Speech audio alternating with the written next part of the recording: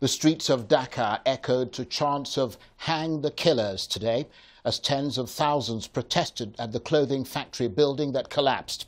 Today, the death toll at the Rana Plaza passed 400 and 150 are still missing. The EU is considering taking action to make Bangladeshi clothing factories safer. The British retailer Primark has said it will pay compensation to the victims. Well, the street protests were the most visible sign of Labour Day protests around the world on the 1st of May. There were demonstrations in Turkey, Russia, Cambodia and Greece. And later on, we'll be looking for possible common themes in the stalled global economy. But we start tonight with a fatal building collapse in Bangladesh, which sent shockwaves onto the streets of Dhaka and then out into the shopping malls of the entire Western world.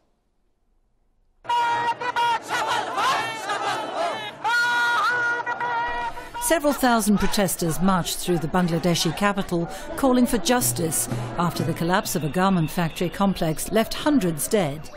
It comes as the bodies of 18 unidentified workers were buried in mass graves as Bangladesh comes to terms with one of the worst industrial disasters the country has seen. For the workers who were killed in the building collapse at Savah, we protest and we demand that the owner of the building must be given capital punishment. He should be hanged to death, and compensation should be given to the injured and those who died. A healthy and safe atmosphere should be made in all the factories. Many factory workers have been on strike and protesting since the building collapsed last week and are demanding reform. The international brands are here in Bangladesh because of cheap labour. They think workers are not human beings. They consider workers to be tools for making profits, machines for making money.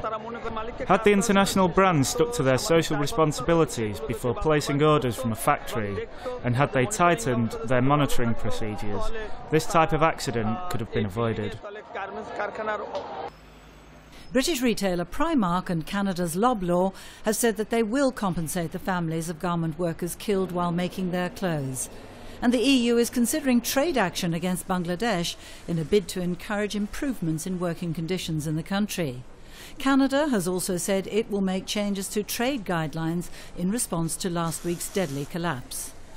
As bodies continue to be pulled from the wreckage, it's feared the death toll could exceed 500, putting the future of Bangladesh's textile industry in question.